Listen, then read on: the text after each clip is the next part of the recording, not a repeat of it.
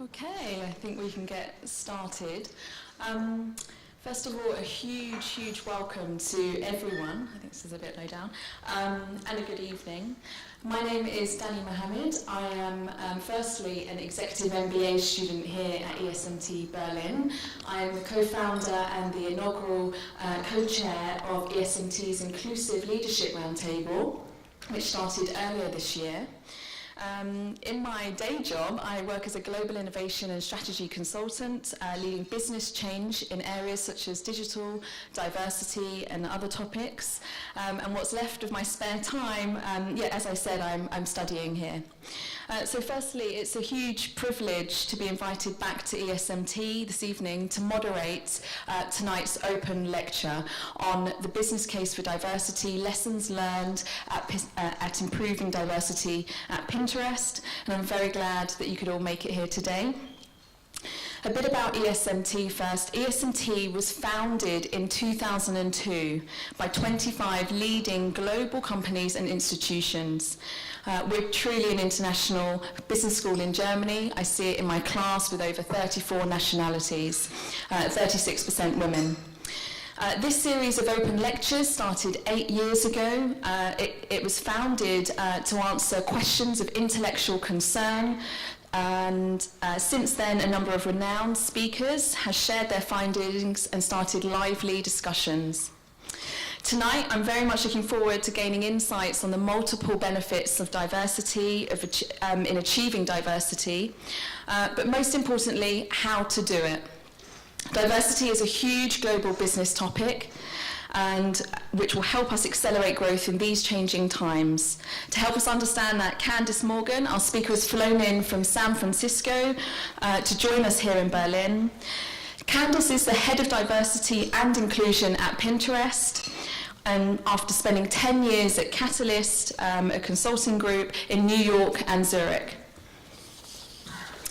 Before I pass on to a few introductory words, I would like to say thank you, first of all, to the Embassy of the United States of America for organising this open lecture with us here at ESMT, and also thank our media partners, Manager Magazine and Tagesspiel. I think I pronounced that okay. So now Tanya Brothen, Deputy Cultural Affairs Attaché at US Department of State, will introduce today's speaker.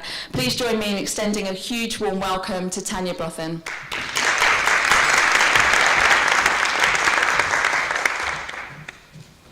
Thank you, Dani. Dear guests, the ingenuity of the United States is fueled by the country's diversity.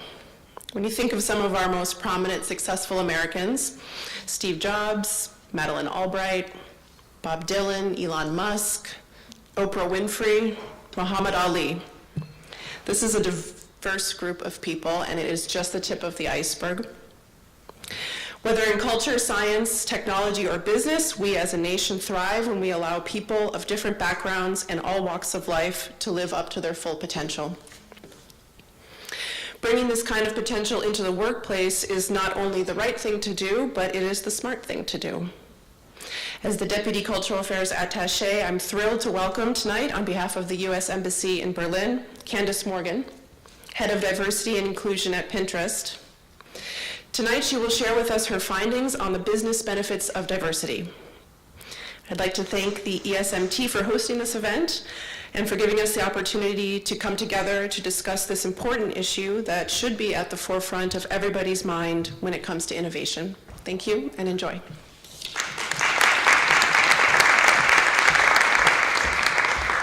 Right. So am I on? Can you all hear me? Kind of, sort of, a little bit? Okay, I think it's better now. Yeah. All right, so thank you so much for having me. I'm so excited for this discussion. I actually really thrive on questions and discussions, so though I will spend some time talking about my experience at Pinterest and my career in diversity, I definitely want to hear from you. So hopefully I will not bore you. Hopefully we'll get the wheels turning and we'll have a lively discussion today. If we could switch to slides. Excellent. I had already gone forward. Thank you so much. First, I want to talk a little bit about Pinterest. I've been at Pinterest for about 2 years now, and I also see a colleague here today. But I wonder if any of you are on Pinterest. Does anybody use Pinterest? Oh, there's a lot of hands. Excellent. And one of the things that I'm not going to ask you right now is to explain what Pinterest is, because that's where it gets hard. So I'm going to take just a minute to explain what it is to me, and why I think it's actually really important that diversity is part of our mission. So if you think about the way search works, and we think about a little company that starts with the letter G, Google, usually when we're searching, we are looking for something precise, and we use words to find that something. We use a few words to find a clue towards what we're looking for, and Google or other search engines will help us find it. Pinterest is different in that, first, the search is visual. We use images. We use images that you might have an affinity for to help you find even more ideas. And the second thing is, it's not quite a search. It's actually about discovery. So you actually don't know exactly what you're looking for, which sounds kind of preposterous, but you don't quite know what you're looking for when you go on Pinterest. You're meant to discover something. You might have thought you knew what you were looking for, and then on average 41 minutes later, you find something different. And so that's really exciting. We have 200 million monthly active users worldwide, and more than half of them are outside of the United States. We have about 14 offices, 15 offices, it's James counting, including one here in Berlin. And we have a very global mission, which is to help people find and discover and do the things that they love. If you're curious about what I do, what I use Pinterest for, it's hair. I have a board, it's called Don't Touch the Hair. It's tongue-in-cheek, and essentially I have hundreds of pins around hairstyles that I've tried. Some have worked. The last thing I want to point out is that our original user base, when we started, were mainly women in the Midwest, very particularly. And that actually has a lot to do with our base and the types of things that you find. And so part of my role isn't just focused on talent, but actually focused on the product. It's about helping you find ideas, no matter who you are or what you look like, around the world. And so 40% of our signups are from men. My partner uses Pinterest mainly for food and also an obsession with Nightmare Before Christmas. I'm not really sure what that's about, but whatever you're looking for, we can help you find it. So a bit about me. I actually find this picture really embarrassing, but I'm going to stand here anyway. I thought that I would start with something personal, which is how I got into the work of diversity in the first place, and also some of the things that helped me realize the value of diversity. So this is a picture of Parkchester in the Bronx. It's where I grew up from the age of 10. I was actually just there 2 or 3 days ago, depending. And one thing that I took for granted was a lot of people in my neighborhood look like me. I never thought about it. It wasn't something conscious to me. In fact, these are the demographics of the neighborhood. So from an ethnic standpoint, using kind of U.S. Census categories, this is actually all the stats I will show you are present day. It's about over 40% Black, about 40% Latino, and not much else, and also a large percentage Asian as well. And again, took it for granted. I went to a local junior high school. But one thing was a little bit different about my education. It was that I loved school. I did really well in school. But I noticed that some of my teachers had different expectations for me. Some of them were surprised at my acumen for academics, which makes no sense. It was a school. And I encountered this for the first time when I was in 5th grade. So I had a paper that was due, and I just wrote the paper. I was one of those students, sometimes I could get away with writing it at the last minute. It worked out. And I handed it in, and a teacher told me, "You couldn't possibly have written this." She thought I had plagiarized the paper. She didn't think that it could have come from me. Incidentally, that same year in the citywide exams, I had done extremely well on my verbal exams, pretty good in math exam too. And I never put 2 and 2 together. When this adult told me that she didn't think I had written the paper, I started to question, did I write the paper? Which makes no sense at the time, I admit. But she was an adult and I was a child. I also remember having a substitute teacher I was reading aloud to the class, and she told me, slow down, you're reading way too fast. I was reading at a conversational speed, and I knew that my classmates could comprehend me, but she didn't think they could. And so I realized that expectations for us were somewhat low. I didn't realize it necessarily consciously at the time, but over time, as I come to realize where my diversity journey started, that's where it really started for me. So something interesting happened when I hit 8th grade. I got into a school that's very competitive in Manhattan, Stuyvesant High School. So essentially, you over 20,000 8th graders every year in New York City, which is, it's insane that there are that many 8th graders, take an exam hoping to get a place at some specialized magnet high schools. And one of the hardest to get into is Stuyvesant. And I remember when I went to go take the exam, and my mom said to me, and pardon the pun, she said, this test is going to separate the men from the boys. Again, pardon the pun. And I actually said under my breath, she didn't hear me, I said, and I'm one of the boys. I did not believe I could possibly, I had low expectations for myself, but I got in. And it was really, really life-changing for me. But one thing that I started to consciously realize was that no longer did the people around me look like me. So this is the present-day demographics of my high school. When I went, it was around 60% Asian, about a third white. It was still around I think it was 2% black at the time, so it's actually going down. But I realized that not many people look like me anymore, and it didn't make any sense to me. I truly, truly believe that talent is distributed equally. But somehow, a lot of people weren't finding access into the school. And one of the reasons you might be wondering why the demographics are as such, a lot of kids would actually take preparatory classes to do well on the test. I call it a baby SAT, if you know the SAT in the United States. It was very similar. And I was in a class, I was in an accelerated class. I had a teacher who believed in me, and a teacher who suggested that I could do well and that I should prepare for the exam. I hadn't known about the exam 6 months before I said it. But there were some schools where kids were taking free classes, or it was part of their curricula to learn about the exam a year before they took the test. Also, there are some kids from cultures where taking tests to get into schools, high schools, was the norm. And so they knew very early on that they needed to prepare for the test. Most of the 8th graders in my school had no idea that the test existed and didn't even sit the exam. And so that really takes me to our discussion today. What are some of the things around the business case for diversity, and what are some of the things that actually get in the way? So there are 3 things that research consistently shows continue to hinder people from access to reaching their best potential. And those 3 things are, first and foremost, we're still continuing to learn how gender and cultural stereotypes impact how we perceive people. We give an unconscious bias training at Pinterest. It's now something we give to everyone in their first week at the company as part of their orientation. And we focus on a few different areas. One area is hiring. And did you know that within the first 10 seconds of sitting down with someone in an interview, you decide if you want to hire them or not? And then you spend the rest of the time deciding, confirming what you already thought in the first place. That is so powerful, because where can you possibly draw insight in 10 seconds?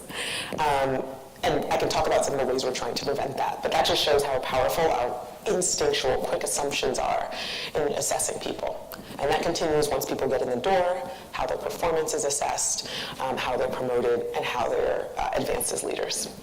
So that's one area. Another area is a lack of role models. And the example I want to give here is particularly in the tech space. If we think about funding, who becomes a founder? Who do we believe in and we put millions of dollars behind?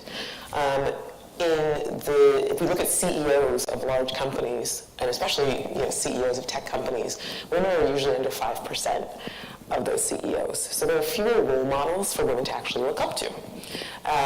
And research also shows that, especially when we look at business schools, Catalyst, the organization I used to work at, had a study where we looked at about 25 global business schools around the world.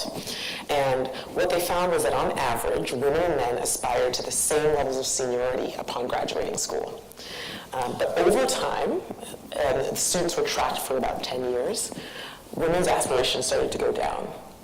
And you can, there's research, there are ways that we explain this away, but whether or not they had children, whatever their circumstances in general, women's aspirations started to decline from their initial aspirations. And seeing someone like you is so powerful. It's so simple, but it's so, so powerful in believing what you can possibly realize.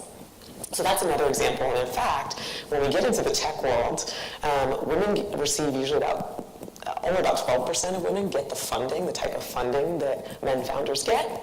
And amongst black women, actually, only 11 black women have ever gotten more than $1 million in funding, which is not enough to start a large startup. If you you look at rounds of funding, it's very unsubstantial. So role models is a big piece. And then finally, access to people. It's who you know. It's human nature. If you know the right people and you know the right ways to go about getting in the industry of your dreams, then you can do that. Usually one of the most common questions I get in my role when I'm talking to people is, how do I get into the tech industry? And it's very interesting because in some schools that tech companies frequently recruit from, there are actually classes on how to ace your coding interview. And then there are other people who have no clue what to expect in a coding interview. And I'll be honest, it's common in a lot of coding interviews to do whiteboarding, where you have to write out your code on a whiteboard, which you probably will rarely have to do once you actually get hired, if ever. And I remember when I was interviewing for Pinterest, even though I wasn't interviewing for a programming role, I actually decided to write out a thesis on a whiteboard, which is super nerve-wracking, I just want to say it. I wish I hadn't done that, but I still got hired. So that access of how you get inside, how you even show up, how you're supposed to speak, all of these things that some people pick up over time and others don't, influence who gets into certain positions of power.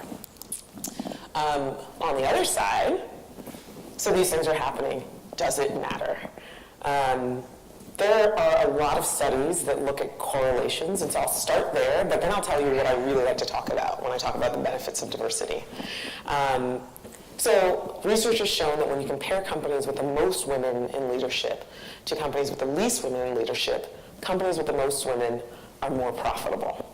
And that's looking at different types of financial measures, total return to shareholders, return on investment, other financial measurements. Catalyst as well did a lot of research on this and found very similar findings. This was from a McKinsey study, and it basically found that on average these companies were 15% more profitable, which is a lot of money when we're talking percentages of billions of dollars. Similarly, the same study found that the companies with the most ethnic diversity, social diversity, age, gender, race were 35% more financially profitable than those with the least ethnic diversity. The question is why? Like, what causes it? Does it always happen? The answer is no, it doesn't always happen. And why? Why do we see this effect? How do we prove causation? How do we prove that diversity actually causes better benefits?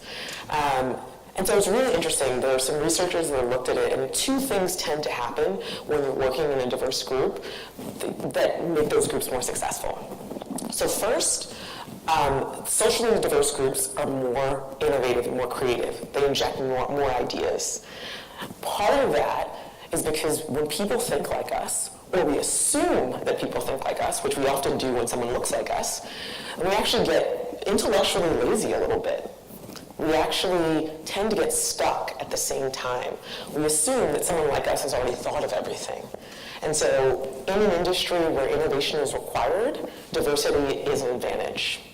Frankly, it's not always an advantage. If you're working in a company that kind of does the same thing over and over again, where you're producing the same results, which is almost no company ever, but there's some, diversity does not have a statistical advantage. And that's also important to understand the flip side of that coin. So it doesn't often get talked about, but it's important. The other thing that diversity does is it makes each individual smarter. And part of the reason for that is because when we hear an idea from someone who's different from us, we tend to spend more time cognitively considering that idea when someone is similar to us. It obviously has to be someone we respect. There are conditions of inclusion that make that important. People have to be on the same footing. But that is also something that diversity yields.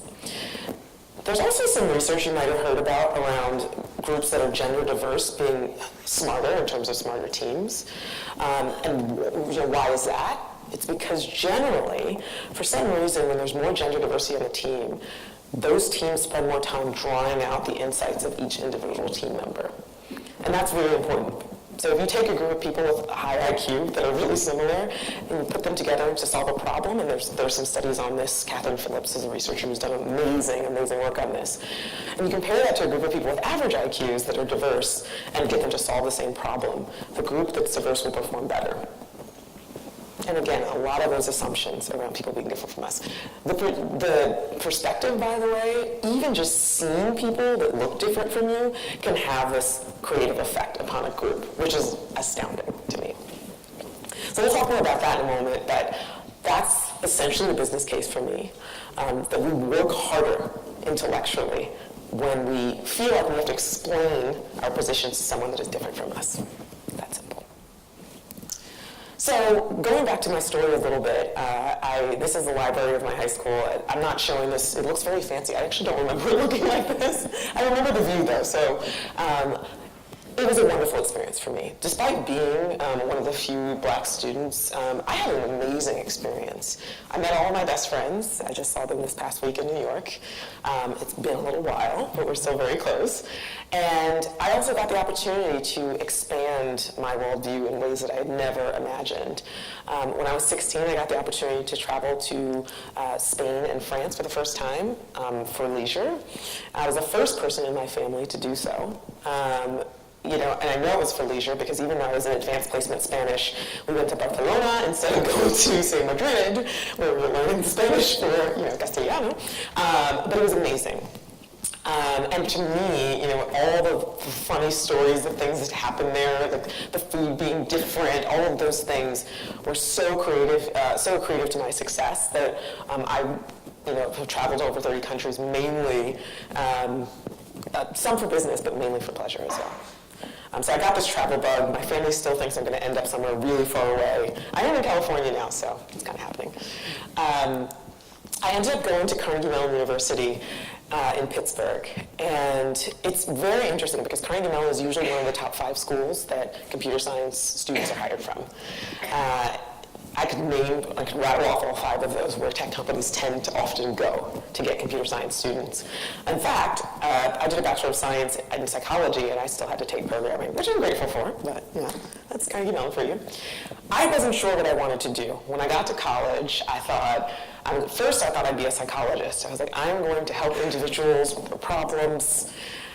But I took one class my first semester, learned about abnormal psychology, over-identified with every kind of condition that was mentioned, just did not have the skill there. What I did start to do was focus on social psychology. So how do our social surroundings and the identities we have as people affect our behaviors and our thoughts? And I got my kind of big break, if you will, for my career my senior year of college. I ended up doing a thesis with a professor who was looking at couples, married couples and couples in long-term romantic relationships. And I was able to use her research set to analyze differences in relationships for couples of different ethnicities. Originally, I was hoping to be able to look at cross-ethnic couples, but there were only about 3 in the sample of 400. And that very much shows you the state of diversity in terms of intimate partnerships, at least at that time, but still, it's not that different. However, I did find differences, which was pretty fascinating, and a lot of it was down to socialization. One thing that was not different across the different groups was the level of commitment to the relationship. It was completely the same, regardless of background. You can ask me more later about some of the other findings. The reason I show this study is because not only was I doing psychology, I also took a class on business across cultures. I minored in business because when you're a psychology major, you usually need something to fall back on. No offense if you're a psychology major. My parents told me that.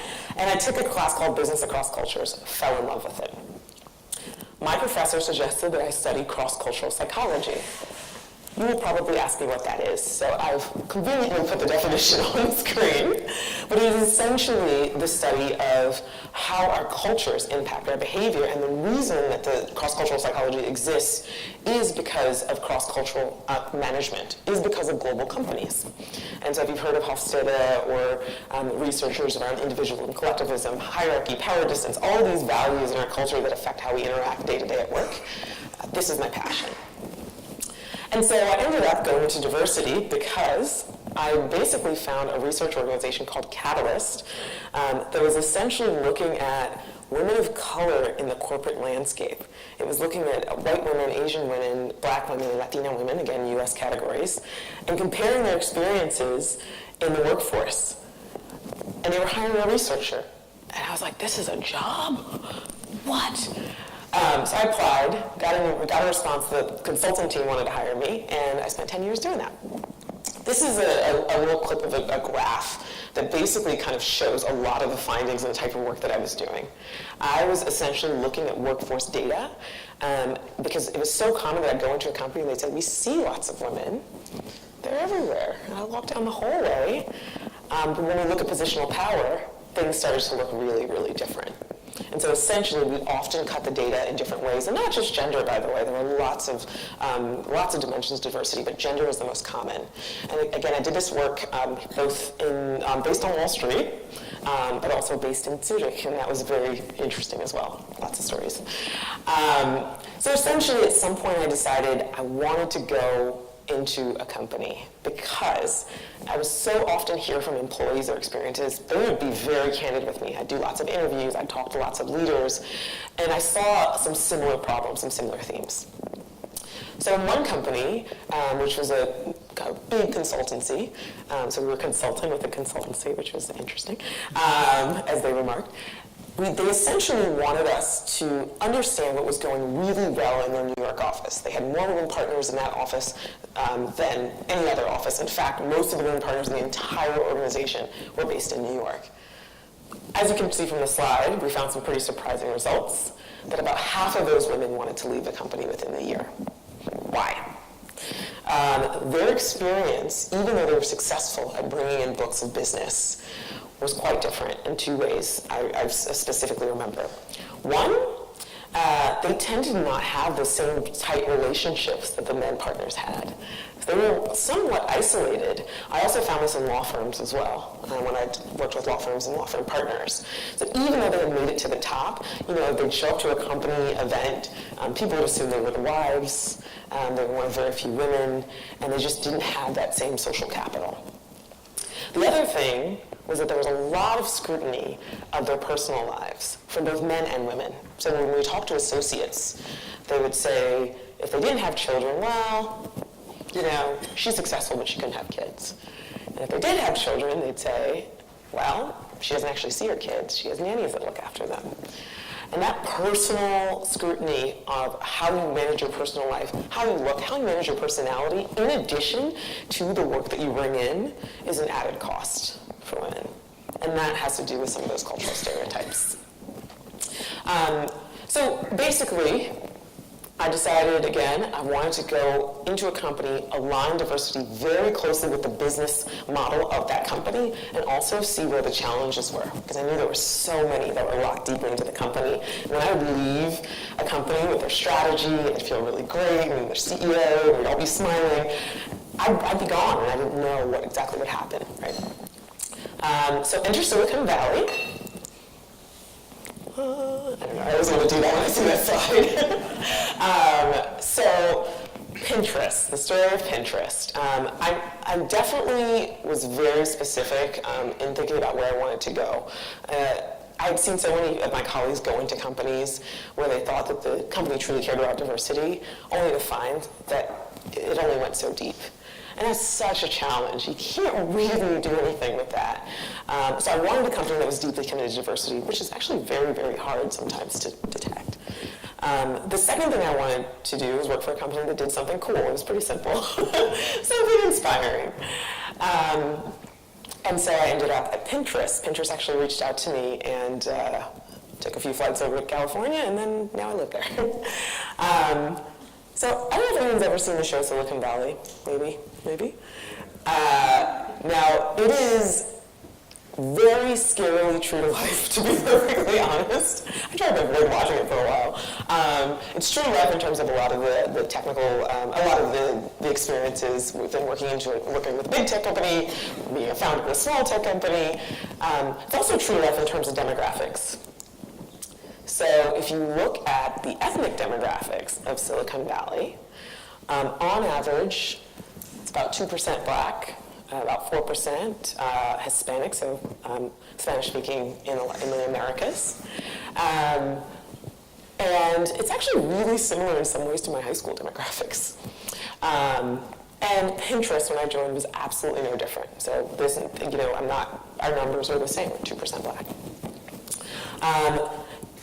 The difference, though, in Silicon Valley is that there's been a lot of conversation around diversity very publicly.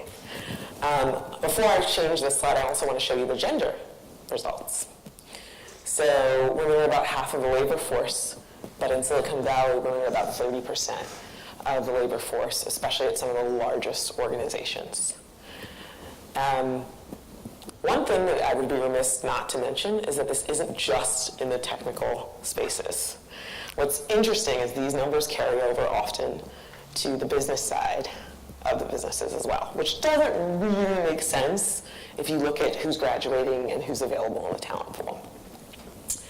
So in 2014, which is really when I started thinking, okay, I really want to go into a company. I didn't know which company. I didn't know which industry. I didn't plan on Silicon Valley.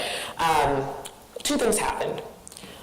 One, the media fervor around diversity became huge. There were so many articles about what was happening in diversity, and it was baffling to me, to be honest, because I've been working with corporations that in some cases had diversity officers for over 20 years. It's not new.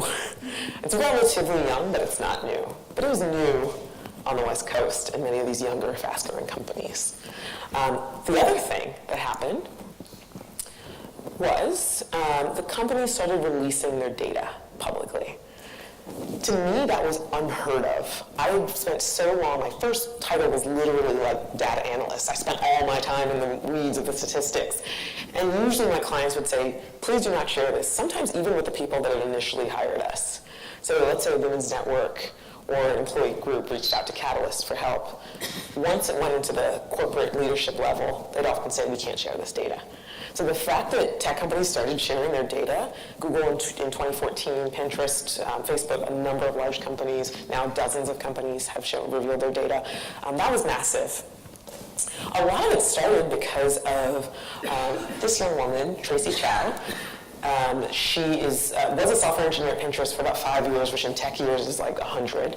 And essentially, she had gone to the Grace Hopper Women in Computing Conference. It's an absolutely massive conference focused on women in talent and diversity. It was actually 18,000 people. I was there last month. Massive. But when she went in 2013, she noticed that people were talking about how low the numbers were, but nobody knew what the actual numbers were, especially when it came to software engineering. And so she decided to start a spreadsheet and just had companies informally uploading their data into that spreadsheet. Essentially, that kicked off the whole movement around companies, of course, wanting to formally release their data versus the data that's submitted. And so that was very, very powerful. Another thing that happened at Pinterest, we do have a lot of pin puns, by the way. Pinteresting is only one of them. Is that Pinterest decided to do something I had never seen before, especially in a North American-based company. The company decided to set public goals around the hiring rates that we would like to see. Very important distinction, these aren't quotas. They're not government mandated.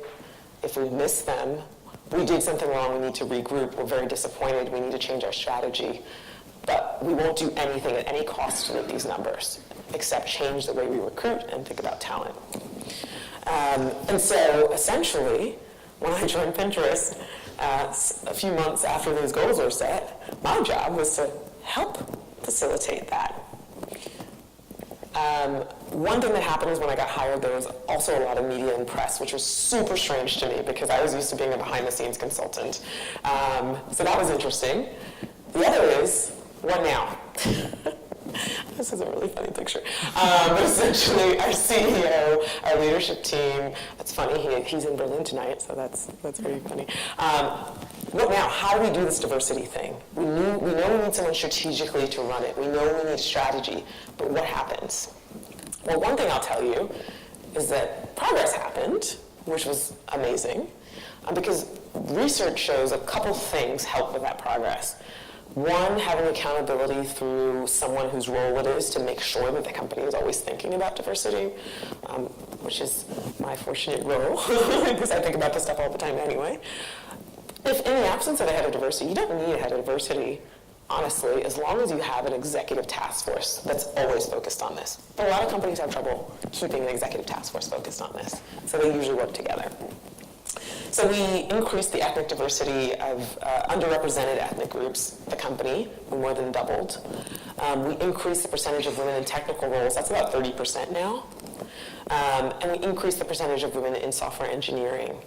On average, women are around 16% of software engineers, and we're approaching 23%. We're still not where we want to be. We did not hit all of our goals. We changed some of our goals, in fact. So our initial goal was to have 30% higher rate of women software engineers, which is about double the industry average. We go aggressive on all of our goals. Essentially, we were aiming there in the first 6 months or so that I was there, and something really interesting happened. The senior women engineers said, please do not, in order to meet the goal, focus on hiring junior women, which is where the deepest talent pools of gender diversity are. Because we already have enough stigmas, and we don't want it to be that a woman engineer at Pinterest is a junior engineer at Pinterest. And they were right. That was a really good point. So we actually spent the rest of the year focusing on hiring senior women. So now our goal is to hire over 25%. We will release our data next month, and boy, I'm really pushing towards that. It's possible. Lastly, just to kind of close out, I want to share 3 key lessons that I learned in that first year. And I wrote an article on this in the Harvard Business Review. Is basically around change. It's a little more extensive, but to put it in a nutshell, it's not enough to set a goal. It's not enough to do so many things around diversity. It's not enough to roll out an unconscious bias training. It's not enough to do anything that checks the box. We have a Rooney Rule, for example, which is basically, it basically came from American football and a law around making sure to interview ethnically diverse head coaches. What we do at Pinterest is we make sure that for every executive role, we interview at least one woman and at least one underrepresented ethnic group. At least is very operative. If you just do one, sometimes there's this weird, what's called moral licensing, where you're like, well, I checked the box, I got my slate, more qualified, sorry. And so it's very nuanced, but that's one thing that we do. When we have to explain why to people, there are 4 audiences that I learned that I really needed to focus on. Certainly our software engineers, and explaining why, again, diversity is good for business, and not, again, in just these correlational studies. We have examples from our product as well, that our global diversity was very good for the business. So on Pinterest, we used to have a pin it button. Pinning is our thing. Our design team was like pins and pin puns. But we learned that globally, pin it doesn't really translate. And especially from some of our international offices, we had lower activation rates and saving rates because of this pin it thing. So we changed it to save. Really, really simple. You're saving, you're virtually bookmarking things using a visual bookmark that leads to a page. And those activation rates went up to parallel with the United States. This is just one example. There's some other things from the product side. Senior women were another group that didn't really buy some of this. And I get it. I mean, they've worked with so many companies that are like, we care, say the right thing on the interview. But they need to see it, prove it. And so we've done a lot of work with senior women, and my claim to success is that now our senior women's engineering group, which is very exclusive, has let me in. So I feel good about that. Hopefully I stay in. So these are some of the groups, recruiters and senior leaders as well.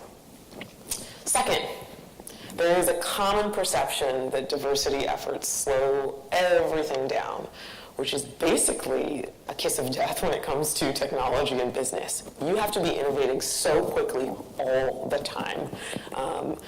Your features, your teams, the size of the team, where we decide to focus, it is so fast, the pace is so fast. The stigma that diversity always slows things down is painful. One of the things that we have found is that at first, when our recruiting team had to learn to recruit differently, we started going to different schools for our university recruiting. We changed our job descriptions to be more gender neutral. Things like that actually affect belonging. Those changes do initially take some thought and some time. But once you get going, you get going. And so I actually, at one point, was working with an executive who was convinced that diversity was going to slow down his entire hiring process. And I found that it only took 1 week longer on average to hire someone from an underrepresented group, and they were much more likely to accept the offer. People who hadn't been in our pipeline before. Really, really great talent as well. So that's important. Sometimes some roles will take longer initially, but we have to be efficient. We want to hire the right person. The goal of hiring is not to hire as quickly as you can. It is to hire as quickly as you can the best person. So that's efficiency. And as a third, I love this picture, get comfortable with being uncomfortable. And the example I'm going to use here is recently, Google had a pretty uncomfortable situation where a software engineer wrote a memo that basically explained why diversity efforts were not really focused on the right things because women both were less interested and less able to be good software engineers. Very huge conversation across many industries, and it brought out a couple things. I can certainly tell you about some of the heated conversations I had around it, and actually I'm a friend of Danielle, who's the CEO at Google. But in addition, one of the things that it brought up was, can you challenge diversity? Can you ask questions? And the answer is yes, but a lot of people feel super uncomfortable doing that. Asking a question versus stating something as fact, by the way, is very different. That's what I'll say on that. And so we decided to organize an Ask Me Anything, an AMA. It was myself, our CEO, our co-founder, our head of engineering, and our head of design. It's a mouthful. And we got out on stage and we allowed people to ask us questions, but most importantly, we made sure people could also ask questions anonymously because we knew that some questions are uncomfortable. We got dozens of questions, and it was very important. In some areas, we didn't even agree. For the most part, we did. But it was very important for the company to realize that access is okay. You can ask those questions because we don't expect you to understand all of these things necessarily up front, especially, for example, the historical legacy of some of the things that have kept people out of access. So some of the comments, actually, by the way, we look at our employee survey, and this was from 2 years ago, but there was a comment that there weren't enough women leaders, which was true in this organization at that time. We need to be able to listen to that.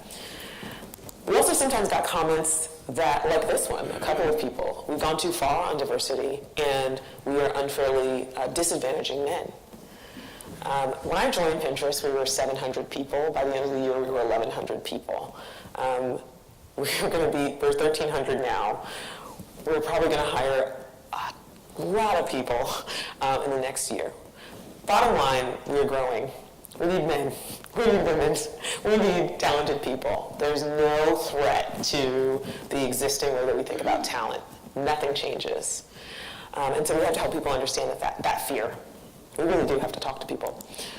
So finally, the last thing I'll say is it's not just about who we bring in. I spend at least 40% of my role focused on inclusion. And a couple of ways that we operationalize that I can get into later, but that's everything from how do you feel in your first week at the company? People tend to feel a lot of belonging uncertainty within the beginning when they start a new job, which is completely normal. But we did find that women feel more belonging uncertainty.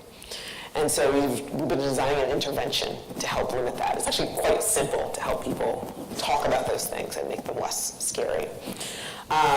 We work on our performance system and how we evaluate who's doing a good job. I actually sit in all of the leadership discussions when we calibrate performance. We even look at different groups and how they rate across different, great, poor, et cetera, to make sure that we're proportional. And then we also have employee groups and conversations like the Ask Me Anything. I've had an opportunity to work with a lot of amazing groups, and I talked about role models at the very beginning. We had a group that came in, they're called Black Girls Code. They're middle schoolers, so their ages maybe 10 to 14. A lot of them come on the younger side of that. And they come in every summer, we kind of host them. And we have a panel of software engineers and other leaders. And at the end of the day, as they were leaving, I was hugging them goodbye, and one girl came up to me. She was the same height that I am, she's very tall.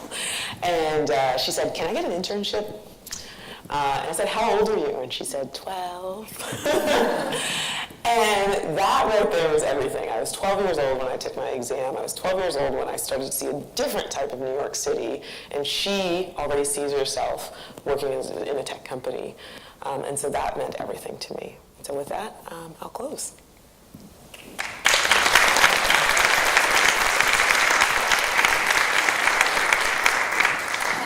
Thanks, Candice. Can everyone hear me okay? I have a quiet voice. Can you hear me at the back there? Sort of? I think it's gone up now. Here we go.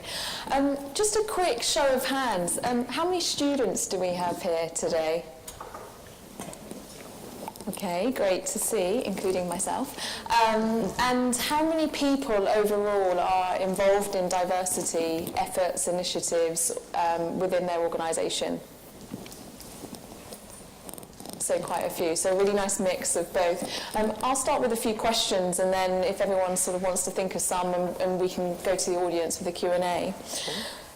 So first of all, it was great to hear that, and thank you for your personal story as well, which is so profound.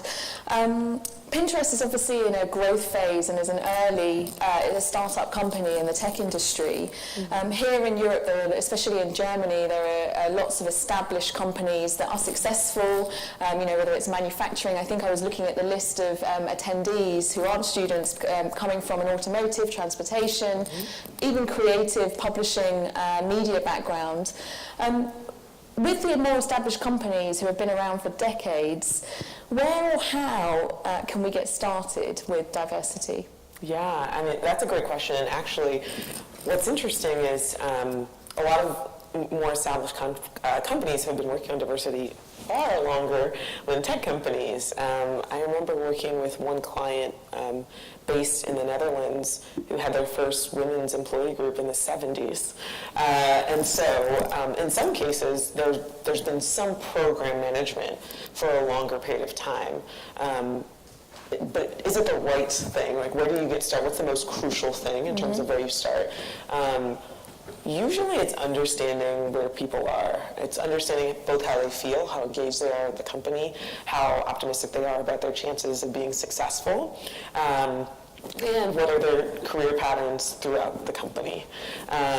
One of the clients I had worked with, which was an accounting firm, large accounting firm, essentially, when we went into the company, we found that while women and men were performing at similar levels, men were being promoted to partner about 3 to 5 times faster, for example.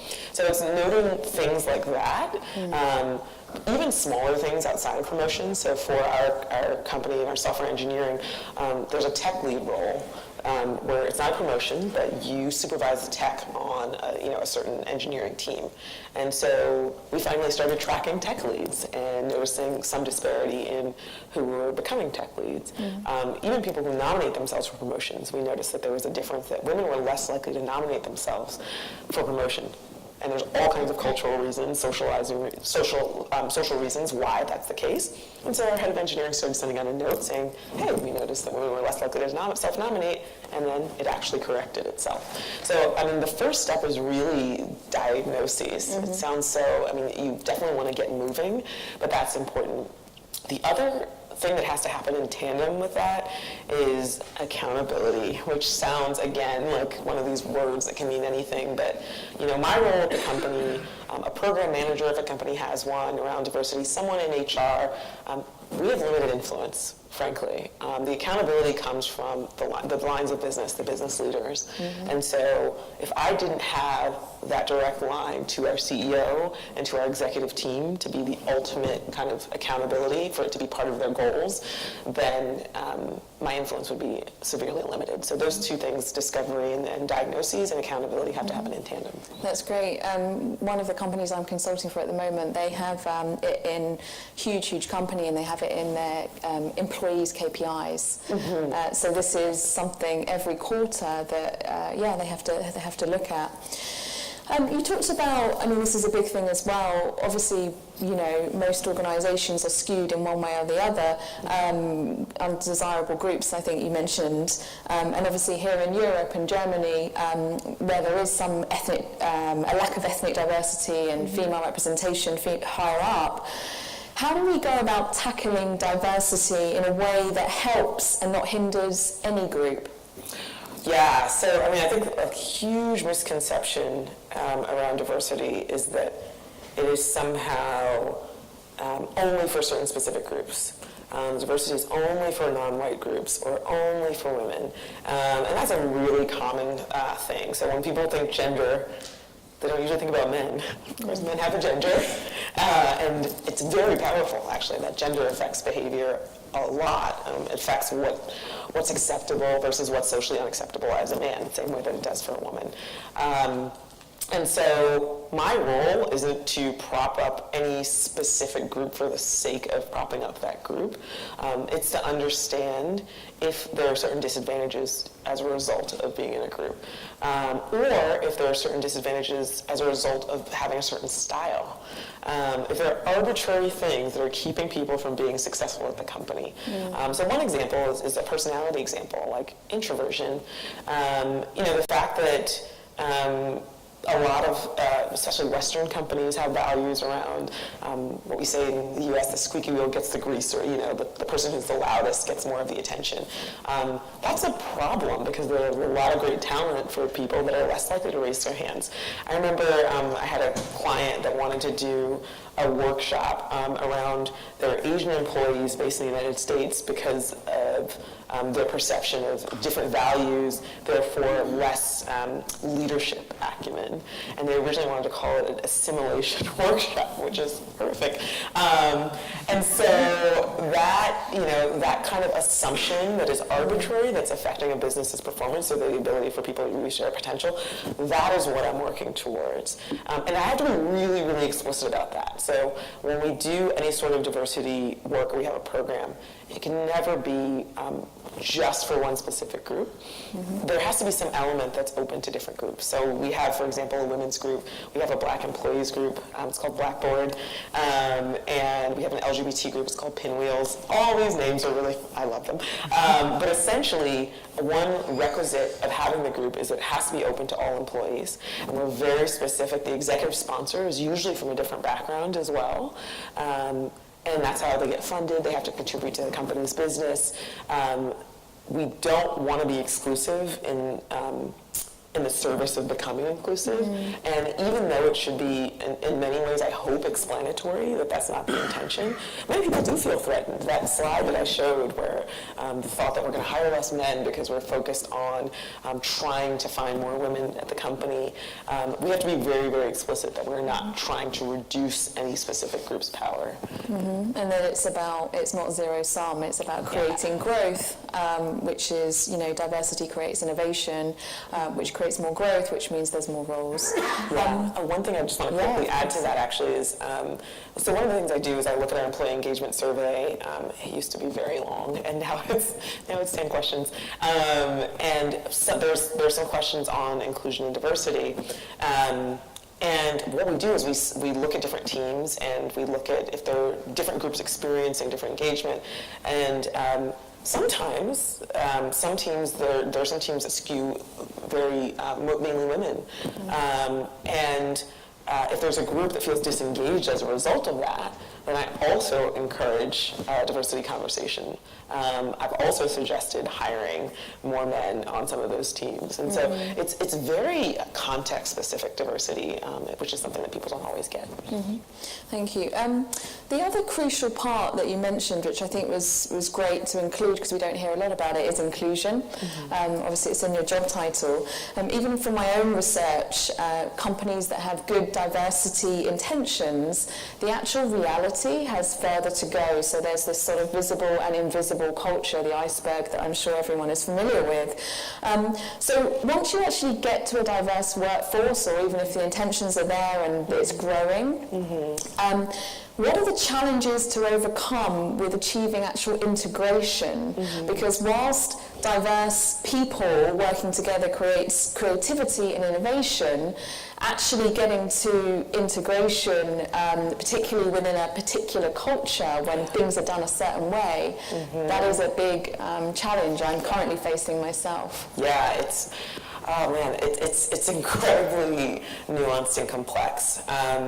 So there's some really amazing research that looks into who gets heard in a meeting, right? So even the dynamics on your team in the room it can be really different depending on how you look or your background or how you sound or your personality, right? And so, for example, there's research that women get interrupted more by women as well as men. Basically, everyone interrupts women more than men. And that's another important thing as well. These cultural norms are so strong that it actually doesn't necessarily matter what group you're a part of. We reinforce these things all the time. And so we have a training for our managers. It's an inclusive manager training. And it's actually rooted in a study that we did where we looked at our managers that were getting the highest ratings around inclusion from their team members and compared that to the managers that were getting really average ratings. Nobody was doing terrible. On a scale of 1 to 5, there are some people that were around a 3 and some people that were around a 5. And essentially, we interviewed all of those managers to try to extract what those inclusive managers were doing differently. Inclusive managers are great for every team. They're great for anybody. They're great for any individual, regardless of your background. They tend to be much more humble. They tend to talk about their mistakes. Why does that impact innovation? Because people then feel safer taking risks, and sometimes really positive risks that pay off. They also tend to be much more, they tend to seek much more information from their team members about what they actually want to work on, and then at least try to make some of that their jobs, which leads to higher engagement, which leads to better performance. Interestingly, there was no gender difference in terms of who was at the top versus who was at the bottom. We had an equal distribution of managers that were highly inclusive and those who weren't along gender lines. But what we're basically trying to do is when anyone becomes a new manager, they now go through that inclusive manager training. And then also it's optional for managers that have already been managers for a while. We also try to integrate that into all of our manager effectiveness training.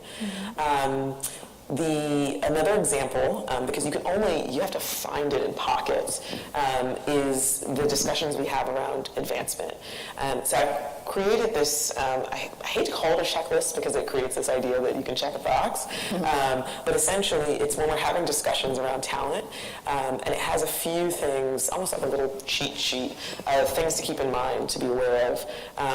It has, for example, certain words that tend to be applied very differently depending on one's gender. So aggressive is one of those words, right? Where assertive versus aggressive, there's almost a lower threshold for women to be assertive before they're considered too aggressive. It has words, even words like helpful.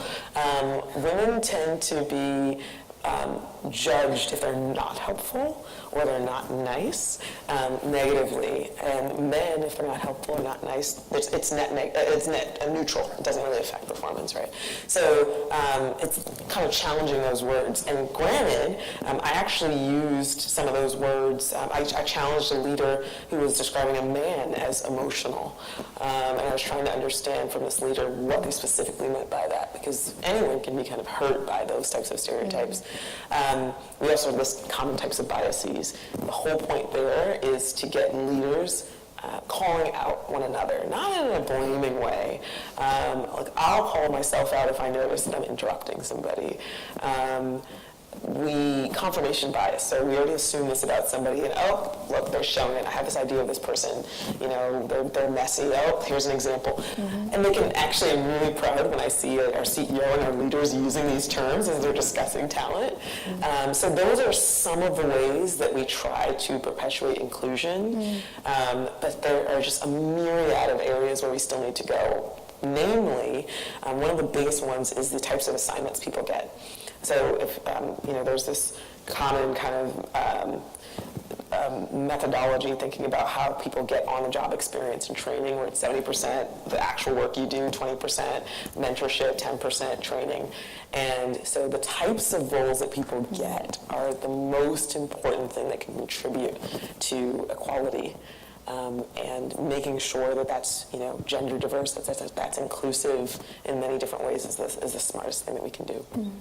The comment about inclusive managers made me think about sort of fixed mindsets and growth mindsets, and then even the behaviours that you're doing at Pinterest in terms of modelling.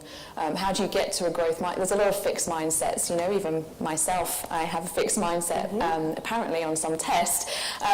But, you know, how do you get to a growth mindset? And modelling that behaviour is probably one of the best ways to shift that. Yes, and research definitely shows that people with more fixed mindset tend to believe that technology, amongst other things, the tech area is a meritocracy, so it's already very fair.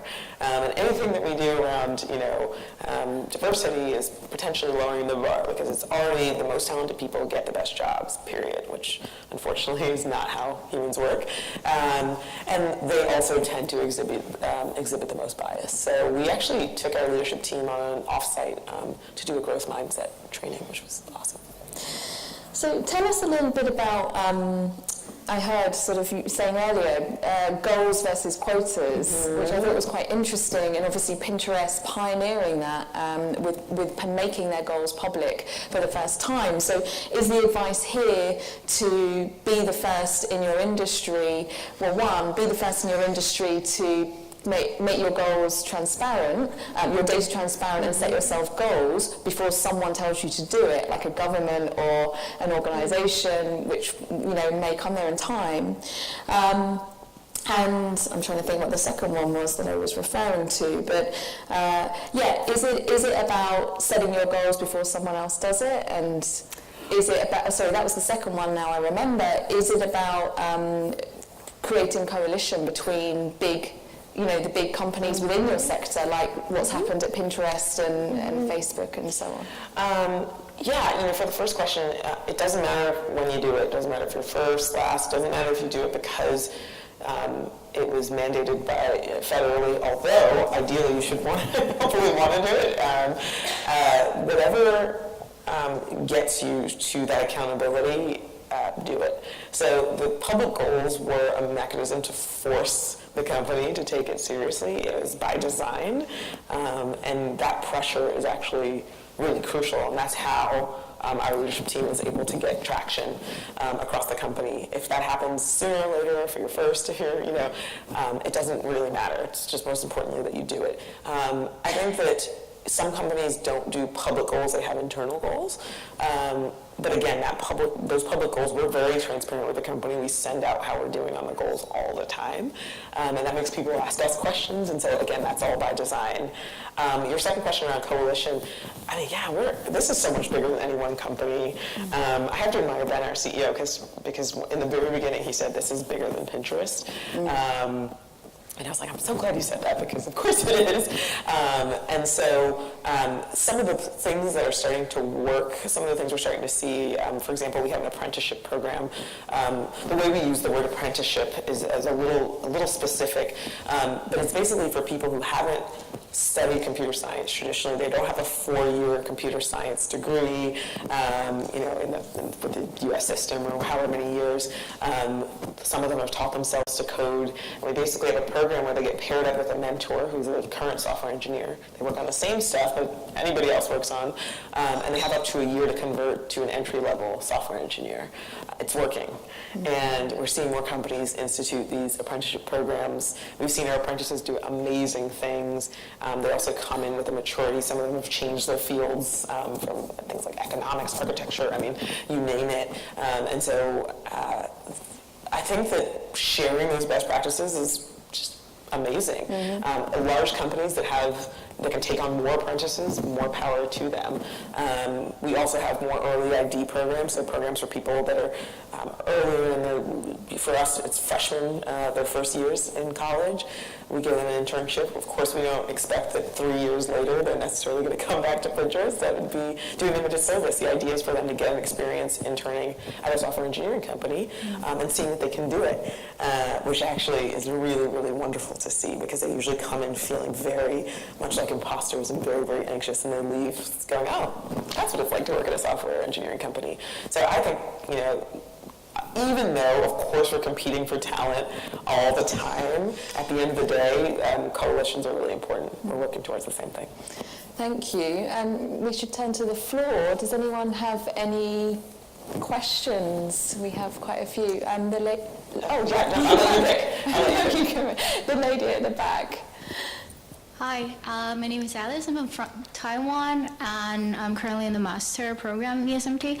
I have questions regarding to the quota in the company, and what's your opinions providing quota in company, for example, either in gender or in races, because a common problem will be for example, women who go into a company by quota, other colleagues think that you are here because you're a woman and you're receiving a quota, and other colleagues doesn't like her, and she probably doesn't think she should be there. Yeah, I mean, so one, I'll just make the distinction again between a quota and a goal, which the issue that you raised is still a concern. But our goals, if we miss them, if we don't find the talent, we're never going to do anything artificial to reach the number. We miss the number. And so I think that's very important, because there's no mandate that we reach it. We're just trying really hard.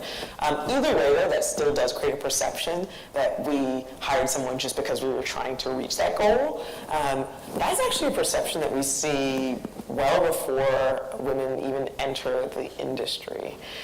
So our head of engineering, who happens to be a woman, very, very talented, shared a story with us at that Ask Me Anything, actually, where she was doing really well in her studies. She was kind of at the top of her class, and one of her admired professors said, "You're going to do great, you're a woman, and that just completely undermined her confidence, and she wondered if it was her talent or her background. Similarly, we see that happen to people in schools, women in software engineering programs, where people will say, well, because you're a woman, you're going to do fine, it's not really fair, that's probably how you got here in the first place, which is incredibly offensive. So my response is a lot of people have those thoughts anyway, and there's even some research that just came out that shows that particularly people who are lower performers tend to actually hang on to those ideas even more. So say you just got here because you're a woman. So I think you're going to encounter that, even if there's no formal stated goal. And you honestly have to, in some ways, believe in yourself. You have to ignore those people, because their careers will be what they will. But we're going to continue to hire the best people. We do also talk about the fact that one of the things I often say is we're really good at hiring great people. Nothing changes because we're focused on diversity. It's illegal to hire someone just based on their background, in fact. And so we would never compromise our standards for diversity. And so we try to help with that, but I think a lot of those narratives are born out of stereotypes. Yeah, the guy here. Assuming that we have a few people who are shortlisted for hiring, and all of them are from different races, castes, creeds, and everything, genders, but all of them possess the same kind of caliber. Which one will be preferred more, and how would you select one out of those? Could you also just introduce yourself? Yeah, sorry. Yes. I'm Ameya Deshmukh. I'm from MIM class 2017. Yeah, so I get that question a lot. it's from, within the company, external to the company, the idea that if people are equally qualified, who are you going to go for? I have two answers. One, it never happens that everybody is equally qualified. It's just it's a false premise. If there's some people that aren't qualified at all, then they're not even part of the conversation, frankly, right? Because you're trying to fill the role. Everybody brings different skills and strengths. So some people are going to be really good on one part of the technical interview, but really poor on another part of the technical interview. And so we do, within our goals, say that if a group is underrepresented, their backgrounds, if they're underrepresented, is one factor that you can consider when you're making the hiring decision. It is never the only factor that you can consider. So if you say, well, this candidate is really good at this, they're qualified, they're going to be great at this, also there's some diversity that they bring to the team, that would be part of the conversation. The conversation wouldn't be, well, they're all great, this one's a woman, that's who we're going with. So it's actually much more complex than that simple situation. Mm-hmm. Any other questions? I think you had your hand up first. Hi, thank you so much for the wonderful insight. I'm Hannah. I'm studying anthropology at Humboldt University. Mm-hmm. And I have two questions, actually. One is about, you mentioned cultural capital. And as we know, this is some of the things that are the hardest to change in a way. Mm-hmm. So I wonder, do you have anything insight about how you change or challenge things like cultural capital and how you make it more accessible for people who are less privileged in a way? Mm-hmm. And the second question would be, how much do you think is this whole diversity issue about experience? Because we talk a lot about it, but then people who are not part of a very diverse group. I mean, I'm a woman, but still I'm white, I'm privileged, I studied. How can I experience the other person's perspective? Do you think that is something that would be important, to think more about the othering factor in this? Yeah. So for your first question, in terms of the cultural capital, so who do you know, right? How do you get those relationships? How do you get access? It's smart for any business not just to focus on who comes to you, but to go out and find talent. So go form those relationships. To put yourself in places where you might find talent that you would never access before, especially when we have a huge talent shortage in so many areas. And so part of the onus is on us as a company or us as an industry to actually go find people and help them understand that this can be a career for them. And so one of the ways we first implemented this was with our university recruiting program. So essentially they go to different schools. We actually stopped going to some schools and started going to other schools that had more of a diverse student body and also had a lot of talent. So we started, for example, in North America, going to historically black colleges and universities. A lot of tech companies had never gone to recruit at a lot of these schools before maybe 2 years ago. So they weren't even showing up on campus. So students weren't even necessarily learning that this could be a pipeline. And so what we're finding is a lot of black students were going into doing software engineering, but at banks and law firms and other areas outside of software engineering. So I think part of that is going to find people. Of course, if you're an individual looking for creating that cultural capital and getting to know people, I do think there are lots of opportunities now to be involved in organizations that start from the college level, if not younger. We're talking to a group, for example, that does mentorship for girls in middle school. There's Girls Who Code. There's lots more programs that people can now be involved in. Some of these programs purposely go to underprivileged neighborhoods and locations to try to find people, because again, you can't expect a 10-year-old to even be thinking about their careers, let alone finding a program. And a lot of it also depends on the parents as well, and then encouraging students to explore.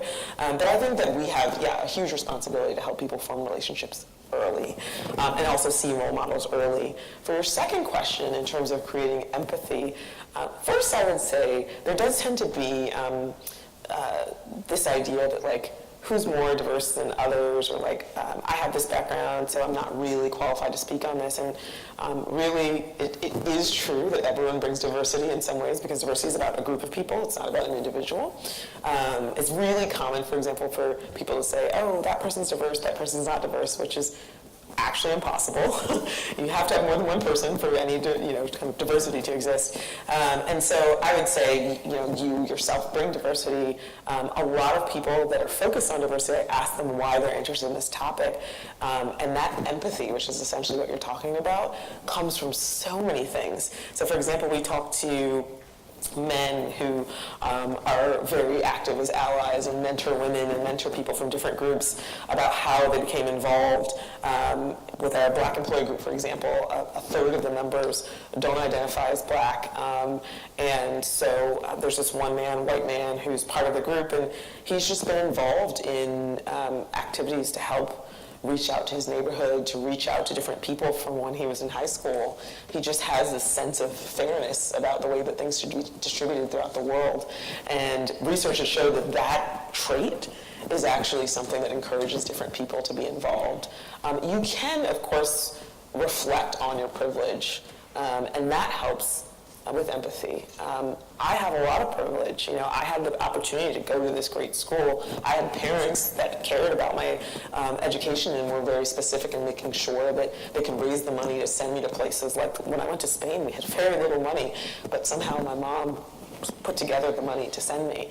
And so I think anybody from any group can reflect on some level of privilege, and I know we can get into kind of details there. But even reflecting on that actually helps you build empathy for people that don't have the same things that you do. Just this guy here, and then we come back around. I think you guys are my blind spot. That was a great presentation, by the way. It was really, really well done. I have been an engineer. My name's Andrew. I've been an engineer for 10 years. And a couple of years ago, I got my first leadership position as CTO of a company here in Berlin. And this is a media company, been going for 2 or 3 years. No, for actually 5 years. And this was like a young, fresh Berlin company. And when I took over the department, I had one female engineer, a French Moroccan as well, and she quit 3 months after I started. I ran a kids camp for 30 kids here in Berlin. It was like a Sprachcamp for kids to learn English. And I had a 22-year-old woman from the UK and a guy from Canada, and there was a rather extreme incident of sexual harassment that happened whilst this, and I had no idea how to cope with this. And this caused me to reflect on my engineer leaving after 3 months when I was a CTO, and I realized I'd also failed her, and I had no idea why she was leaving and what the problems were. And there were problems, and I look back and she was definitely under some kind of, how do you put this, pressure? Maybe a gender pressure. It definitely existed now I see it, right? So you're coming from a company of like 700 people, soon to be growing to 1,300. 1,300 now. Soon to be growing. Oh, is it right? Yeah. So I'm often working for smaller companies and smaller teams and stuff like that, and this type of thing is just overlooked, always, right? So how can so it's impossible, so for any company I prefer to work for smaller companies, so for any company that I join, or if I get any kind of leadership within a company that's going to be a smaller one, how do I equip myself to be able to cope with these situations, because the company sure as ain't, they're not going to be able to have the resources or how do you cope with this on a smaller scale? Yeah, and it's a really, really good question, because you can't necessarily roll out an anonymous employee survey when you have a small number of employees, right? We have a lot of teams where it's too small for us to actually roll out survey results and actually cut them by this. Being vocal, it sounds so basic, but talking about your values around inclusion is so key, because then people are going to feel more open to come to you if they are experiencing anything. If they know that you're open to the conversation, it makes a big difference. One of the reasons that I started thinking about this was there were a series of of just so many horrible incidents aimed at specific groups across the world, really.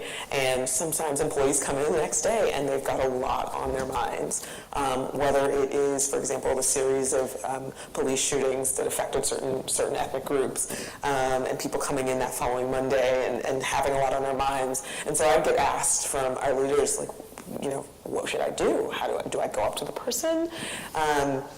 And ultimately, the best thing you can do is just make it known to the organization as a whole that you are available, and then let them come to you. It would definitely be awkward going up to someone and being like, oh, you're from this background, like, do you feel this way? But if you have that relationship with someone, you can do that. Just let them know about it. Just let them know that you're thinking about it. Tell them what you've seen. It works very similarly to why inclusive leaders are more humble, when they admit mistakes. If you can admit a mistake, or you can admit something that you overlooked, then people will feel more comfortable coming to you about it. Similarly, you'll probably get people who don't think it's an issue asking you why you're even talking about it, and you have to be able to, you know, stand up to your values and explain to those people as well.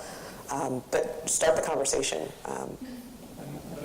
Specifically though, talking about the gender in the workplace is really complex. But you need to be equipped to deal with situations that happen. How do you? So I mean, being more open for conversation is great. Yeah. Oh, great. Being more open for conversation is great, but you need to be, like, for instance, when sexual harassment is happening, you need to be on point. Yeah, right? And that's like, a legal issue. But how do you? Can you provide any guidance? Well, assuming that there's at least one person who works in human resources, or one recruiter, or an ombudsman, somebody that people can go to report incidents, when you're talking about a very specific incident, that automatically leads to a legal action if there's an accusation. So we actually just built out what we call a people relations team where people can anonymously go and report things like that. We also are now at the size where we're required to have sexual harassment training, but you don't have to be at a certain size to train people, of course, for sexual harassment.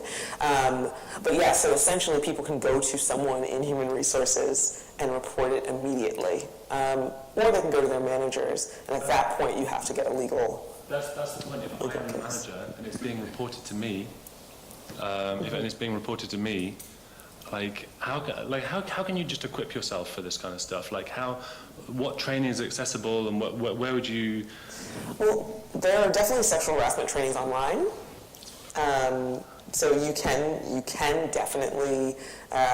There's a group that we use. It's called M-Train, Train, and they have online sexual harassment. A lot of global companies use this. It's available in so many languages. Actually, someone from our Brazil team told me about it, and I would actually suggest that all managers and many people are required to go through the training, but that can give you some details. There are probably some legal specifics that I'm not equipped to be able to answer, depending on the work context, where if someone, actually gives you an accusation, you have to actually go externally, legally, to talk about it. But I wouldn't know how that works in a smaller company. No, thanks very much. It's just one more point. Sorry. Yeah. This has been really upsetting me for like weeks. So it's nice to for actually years, and I've had no. But it's not always a case of there being an accusation, because there's very rarely an accusation. It's always like a weird undertone that's going on. Yeah. And it's just I've just got no idea how to cope with those. Yeah, the best thing that you can do because people are very uncomfortable reporting, I would suggest that there is some mechanism for anonymous feedback. I remember talking to a group of our senior women, specifically they want to talk about feedback on their managers, and they're like, where can we go? And I mentioned this group that you can go to if you have an issue. They're like, but we don't want to formally complain, we just want to raise some issues. And if I had to go formally complain, I wouldn't do it. I'd feel discouraged. It's huge. Because we have people, we do performance reviews, we do have a manager rating system. I'm working on changing it. I don't think it's the best, but essentially you can raise issues about your manager there. And I think that that is something that should roll up to leadership, where if there's something that comes out in the ether, people know it's anonymous and they know that they can write it down, then you can sit down and talk to people, and then you can ask questions and delve a little bit deeper. But make sure there's some mechanism for people to give feedback about their experience on their teams that they feel safe doing. Thank you. In the front there. Hi, sorry. My name is Beata. I work for a social organization here in Berlin called Teach Surfing. It's a social business startup. And actually one of my roles is to organize programs that include refugees, working with refugees. So I guess here in Germany, you probably know that the big talk around diversity is also about inclusion of refugees. Yes. And specifically in the job market. So I have two questions kind of related to your presentation. One is, you mentioned that you have certain events and groups for specific groups, and that's something also that I do. And the challenge that I have is that actually the non-refugee, people with non-refugee background tend to think that the level or that the whole idea behind the event or workshop is not related to them. Yes. So they have this assumption, okay, it's for refugees, so it's not for me. Not in a bad way always, but in a way like, oh, I should give them the space. I don't want to take up the space. So I was wondering, the first question, how do you approach that kind of issues when people feel like, oh, I just want to give you a chance because you have been underprivileged? And then the second question is also related to what's happening in Berlin with also the case of diversity and refugees. There's a lot of programs, a lot of organizations having different social projects that use the case of diversity, but in fact some of these programs can be very destructive for the group itself as well, or for the bigger goal, like in case of when we're talking about inclusion, integration, creating, for example, programs especially for refugees when they don't have a chance to actually work with people of other backgrounds. It's actually working against the case for diversity. So I was wondering, what's your opinion about also having this kind of issues when diversity is being used and is being misused by people who don't really understand what is the value, what's the meaning behind it, and how it's supposed to be done. Thank you. Yeah, so those are two very complex questions, of course. I'm glad you asked them. The first one, so we do tend to see with our employee groups, for example, or even an event that's labeled diversity. A lot of people feel like, oh, nothing to do with me. And people will say as such. They'll be very, very open about it. They'll be like, oh yeah, like, I'm just a white guy, I guess this isn't for me. Which again is a very common misperception about how people identify themselves. So we try to get really, really creative. For example, our women's group, we're basically organizing an event where we're inviting men in particular to talk. So each woman who's attending this event will invite a man, whether it's on her team, whether it's a manager, and essentially to talk about really commonalities, actually, but really get to know one another event. Our executive sponsors are a president of a company, so and he's a man. And so what I hear is that generally it's, what you expressed, they're very tentative. They don't feel like they're invited. And we have to be incredibly literal in inviting them. And I get it. I mean, if I'm told, like, anyone can come to this group, but, like, most people are from a certain background, I'm not sure if I'm invited. And so that's been very helpful. And, sometimes people do want events specifically for people, for their background. And, again, it's required that all of our groups are open to everybody, so we generally discourage that. But, if a club wants to meet, if a group wants to meet and discuss certain issues and things that they have in common, that's something that we allow. However, we try to make sure that they have specific events that have outreach to others. Another great example is Pride. In the US, we celebrate Pride in June, and we did a competition where each of the executives basically tried to get the highest percentage of employees from their departments to come to the Pride Parade. And so we sent out all the numbers, we sent out the metrics, and showed which percentages of teams had the most people, and then that just created something that was much bigger than just people that are part of our Pinwheels group. For your second question, we probably have to talk actually more about the specific programs that you're talking about. It sounds like what you're saying is there are certain programs that actually isolate refugees rather than integrate refugees. And I think that it is similar in some ways to, let's say, you have a company program and we have a mentorship program, for example, that our women's group started. Initially, you had to be a woman to be mentored. But mentors are actually both men and women. Eventually, we opened the program. We've now had men signing up to be mentees. It's actually probably one of our most successful mentorship programs. So sometimes such organizations start with those good intentions and can have a positive purpose.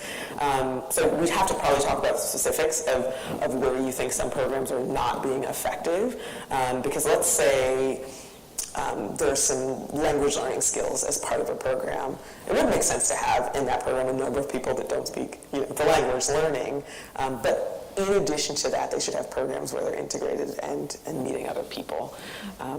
So I think it's not always bad to have programs that focus on a specific group as long as they have the opportunities to integrate as well. Any other questions? Oh, we do. I'll just come to this side. Hi, I'm Sarah. I'm also a Master's in Management candidate here at ESMT. And you mentioned earlier that you changed how you write the application, when you write that. Because when I was working, we were trying to get actually men, because I worked in a marketing at a fashion company, and no man ever applied for the job. And so we tried to figure out how we could change, but it just didn't work out. So I would like to know if you have any recommendations how we could change it in the future. So how we should write it or how we should approach it. Yeah, that's an interesting one because I probably wouldn't recommend that you change how you write the job description. I think ideally the job description should be written in a gender-neutral way. So I don't think it should be written for either group. And so what we did in terms of that, there's a group called Textio. There's some other groups where you can actually put text through this kind of vetting that shows you certain words that are gendered, and it'll show you if they're gender specific, whether they're gender towards women or men. Mainly, though, we see a lot of sometimes there'll be a lot of sports terminology. So we're looking for someone to this American football quarterback this assignment, and these certain terms that are that tend to imply masculinity. There's even a Tumblr that has a bunch of job descriptions that literally use the male pronouns in them. So we were looking for a specialist. He will have, right? And so basic things like that we definitely make sure are not in the job descriptions, but also job descriptions that have very fixed mindset language, like expert at XYZ. And that tends to be because, again, women are often socialized to if you read something that says expert, you have to have 100% of that thing, and men are socialized to read expert a little bit differently, right? You've got to have some of those things. You've got to have most of those things. And so... And you do it in 6 months' time. Right, exactly. I can catch up on that. And again, all socialization is. There's nothing in biology, but it's pretty powerful. So I would not recommend that you change the job description to be more masculine. I would recommend that you find ways to recruit in areas that men would likely see, or you find ways to describe the type of work that you do in the terms that men would find attractive. Let me explain what I mean by that. So when I ask people, for example, at the Grace Hopper Conference, why you want to be a software engineer, I usually hear one of two answers. I will hear you get to build something useful for a lot of people. So you can create something, scale it, a lot of people get to use it, and you created that, and that is awesome. You're a builder. I also often hear that you can build something inspiring or meaningful and use software engineering as a tool to do that.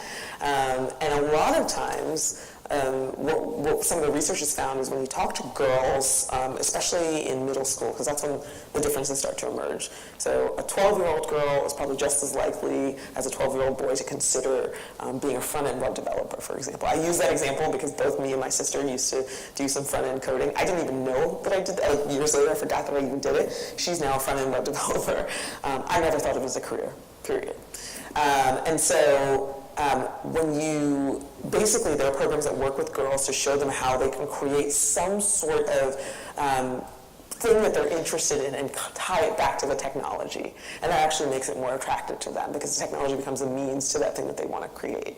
And so I think that that's the story that you tell about the opportunity and the impact and the message boards, for example, of where you post the job descriptions that are going to make the biggest impact. No, but it's the problem because in the fashion, like in universities that are like based on fashion, there's like almost just girls. I think so. That they have also like they need to do like maybe encourage more like that guys actually apply for the university itself. So Yeah. From the beginning. Yeah, and we'll actually put on a job description. So you're saying that the universities often tend to be skewed towards women, as it is. So we actually put on our job sites that diversity is very important to us, that we're a very inclusive employer. Recently, we've been doing more work on neurodiversity, and so looking at people with developmental differences, such as those with autism, on the autism spectrum. And so now we just rolled out something where if you need a certain accommodation, you can anonymously, so it doesn't go to the hiring manager, request the things that you need to make sure that you feel equipped for that job interview. It could be a visible disability, or it could be something that mental, for example. And so just people knowing that we do that is increasing the applicants from certain backgrounds. And so you can do the same thing. You say we encourage, gender diversity, we encourage diverse groups to apply. You can be pretty explicit about that, and that can increase the amount of men who apply. Thank you. Thank you. And this guy.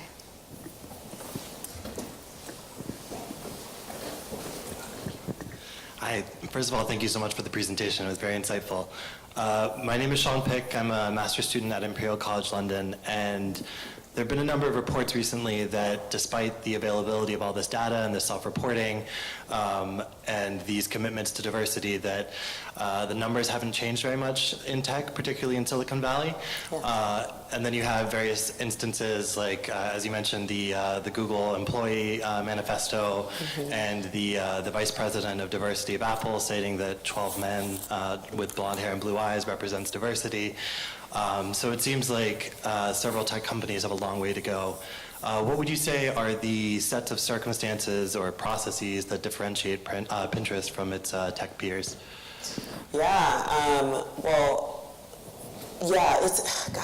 There's a research that just came out from a group called Ascend. They're a group focused on Asian leadership. Because another aspect, of course, of diversity is over 40% of Pinterest identifies as Asian. And so part of what I need to work on is making sure that whatever percentages we see that represented throughout leadership, right? And so the Ascend group has found that even though Asian employees are a huge part of the workforce, they're underrepresented in leadership. They also did a study that showed that the percentage of some groups have either flattened or outright declined in the tech industry. So for example, there are 13% fewer black women in tech now than there was in the past, despite all of these diversity efforts. So absolutely, we are really seeing that it's a hard road that we have to travel. I think that some of the things that distinguish our company, and I can't say that we don't face many of the same challenges, and there are pockets where we are struggling, is that the leadership team decided to make this a priority. And that is constantly, by the way, a challenge to make sure that this stays top of mind for them and top of mind for any company as you're growing your business. And actually, it's good for your business. And so that accountability that I'm sitting with the leadership team on a very regular basis and helping them, coaching them through how to get this right and how to recognize things that they might not have seen at all is really, really important. And again, that's a testament to the head of diversity role, but also, again, if you have an executive task force, even if you don't have a head of diversity role. So that's one thing. I'm also doing a lot more to align the work that we're doing with our product, and this makes me super excited, so I'm going to get a little bit giddy. So I'm not just talking about talent internally, I'm thinking about our users. The way that we've been able to sustain our growth is by making sure that we're an international company. And so there's naturally and inherently a diversity issue in making sure that our content is relevant to users across the world. That means that we have to understand that linguistically that things mean different things in different cultures. We have to have content that's actually relevant for you. So a couple of things that I'm doing is working with our product team to increase, for example, things like seeing skin tone diversity if you're searching for a beauty. So right now, if you search for, say, natural beauty, you're going to get the things that are most popular among most Pinterest users, which means you're mainly going to get a lot of white women. Even if you're a man, you might even get some examples. And so we're trying to make that personalization experience and things we learn about you much more specific, because there's a case that if our mission is discovering and doing something that you love, we are failing in part of that mission if you can't discover that if you have dark skin, for example. And so really excited to be partnering with the product management team. We have something rolling out very soon, which I'm excited about. In addition, our partners, our content partners, so we make our money off of ads. And so I spent a couple days, I was in New York last week, meeting with some media companies that are very interested in diversity and making sure that, you know, for example, one hair company is focused on curly hair and different hair textures and kinkier hair textures, for example, and showing the beauty of those different hair textures. And so they have something at stake if we are more focused on diversity where they can target their ads as well. And so I think that product business connection, and the more that I do that, provides more relevancy and helps a very product-driven company see that diversity is part of the bottom line. I think with any of these things, though, there's so many variables where things can fail or things can fall, and that's why I have all of the executives, pretty much every executive sponsoring one group or another, because they have to continually hear what is actually happening. And I'll give you a really good example.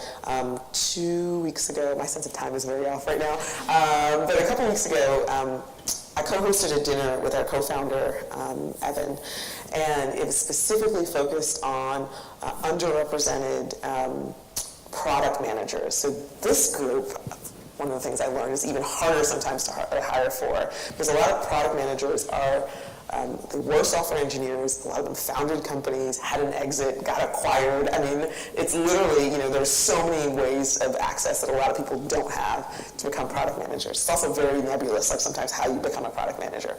And so we invited about 20 Black and Latinx product managers to sit down with our co-founder, and we talked about everything from imposter syndrome to feeling like you need to be the person kind of propping up your group. And if you fail for that entire group.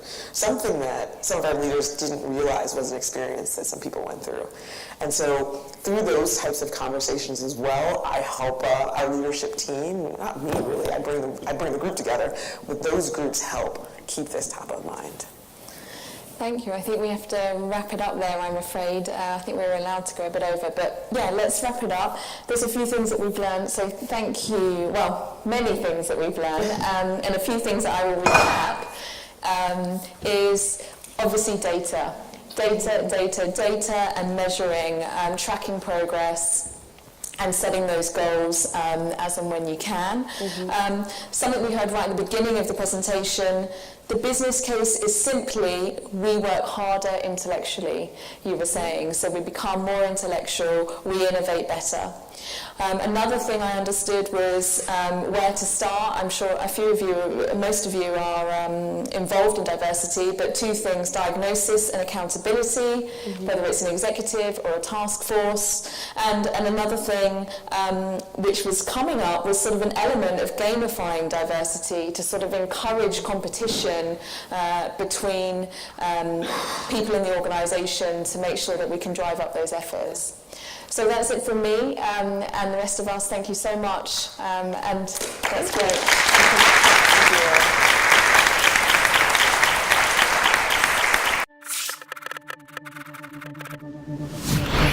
Thank you.